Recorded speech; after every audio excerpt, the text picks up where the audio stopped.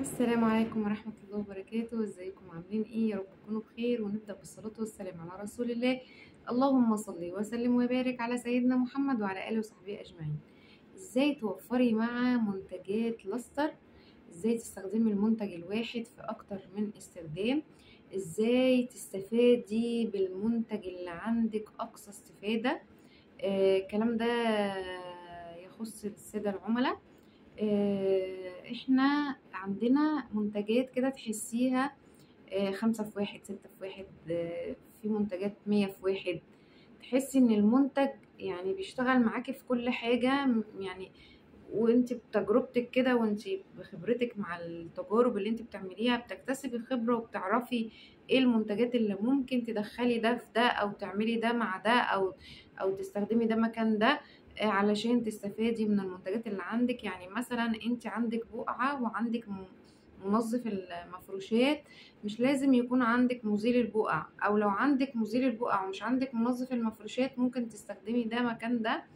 حاجة تانية، ممكن تستخدمي منظف المفروشات على انه هو مسحوق. مثلا انت خلص من عندك المسحوق وعايزة تغسلي شوية ستاير كده في الغسالة، فعايزة ريحتهم يبقوا حلوين، فممكن تحطي شوية شامبو مفروشات.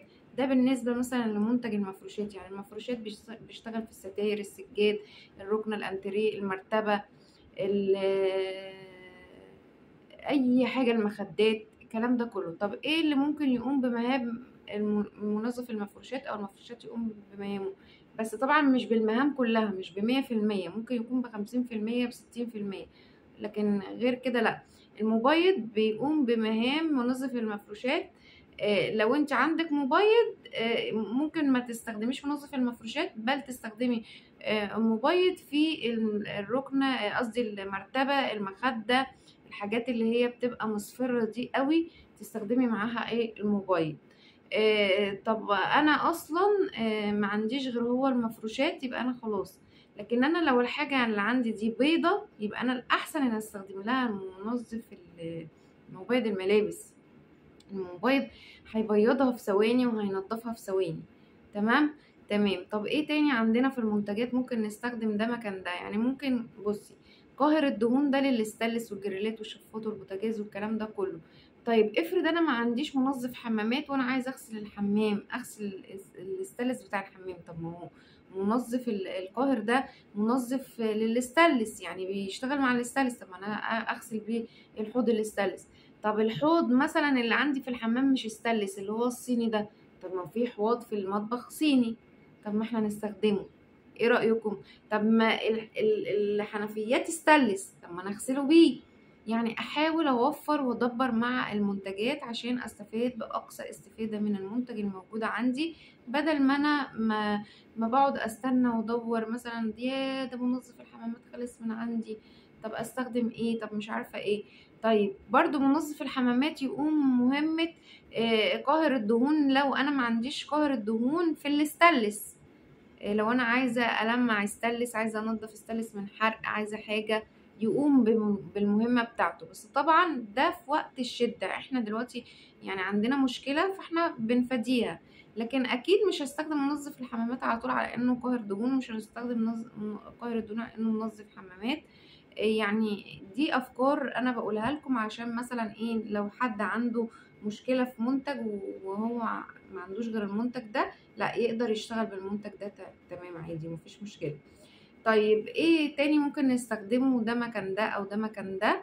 عندك مثلا مبيد الذباب والهاموش. هو مبيد للذباب والهاموش والناموس في نفس الوقت، يعني نقدر نستخدمه للذباب والهاموش والناموس. طيب هل نقدر نستخدم مبيد الناموس للذباب؟ ليه ما نجربش؟ نجرب، جربنا ونفعت. بس طبعا هو عشان احنا جايبينه للناموس فقط، فيبقى احنا لازم يبقى عندنا مبيد ذباب ومبيد ناموس. بس دي افكار للتوفير لو انت ما عندكيش غير منتج واحد. فاهماني؟ مش هيقضيلك على المشكلة بنسبة 100%، بس على الاقل حتى بنسبة 50 60%. تمام. دي كانت ايه؟ مقترحات كده. طب هل مبيد النمل والصراصير برضو ممكن يقوم بمهمة اي حاجة ولا لأ؟ والله جربي شوفي.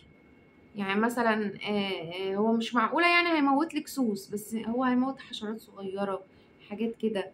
فاهماني؟ يعني مش هيموت لك سوس، مش هيموت لك مثلا دود، مش هيموت لك مثلا حاجة متخصصة. يعني مثلا احنا عندنا براغيث، عندنا دود، عندنا سوس، عندنا عتة، عندنا عناكب، عندنا كل الانواع الحشرات موجودة. بس يعني انا قصدي انه ايه، مثلا يعني قهر الدول، منظف المفروشات، منظف الحمامات، البقع، مش عارفه ايه، دي تقوم مهام بعض. لكن في المبيدات ما اعتقدش ان في حاجه تقدر تقوم مهام حاجه. ما جربناش حاجه ان هي تقدر تقوم مهام حاجه الا الذباب والناموس، لان احنا قايلين ان ده ذباب وناموس اصلا، الاحمر ده ذباب وناموس، فهو يقدر يقضي على الناموس. لكن ان الناموس يقضي على الذباب يعني بنسبه 30%، لكن هو اصلا متخصص في الناموس. تمام. تمام. لكن مثلا ملمع الخشب، مثلا هو ملمع خشب وجلود، لو لمعتي بيه الرخام مش هيقول حاجة.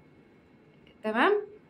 فيعني تستخدميه في الحاجات دي، تحاولي ان انت تشغلي الافكار علشان المنتج يشتغل معاكي باكتر من حاجة واحدة، يعني يشتغل في حاجات كتير، ما يبقاش منتج على حاجة واحدة بس. تلمعي بيه طابلوه العربية، تلمعي بيه اي حاجة بتكون بتتلمع زي الاخشاب والجلود. يعني تحاولي ان انت تدوري الدنيا كده تشغليها تاني. فاهماني؟ دي كانت شوية افكار كده. وبرده ممكن ايه اقولك منتج ايه. منظف الارضيات. منظف الارضيات ده مطهر ومنظف ومعقم وملمع 4 في 1 في نفس الوقت. احنا نقدر نلمع ونعقم بالتلاجة، الميكروويف، الاسطح والرخام. اللي مثلا احنا عايزين مثلا نخليه يبقى زي معطر، ممكن نحط في بخاخة بشوية مية كتير لان هو مركز جدا جدا جدا، ونبخ لو احنا ما عندناش غيره. بس نحاول ان هو ما يجيش على الارض، لانه لو جه على الارض ممكن حد يتزحلق. تمام. ايه تاني ممكن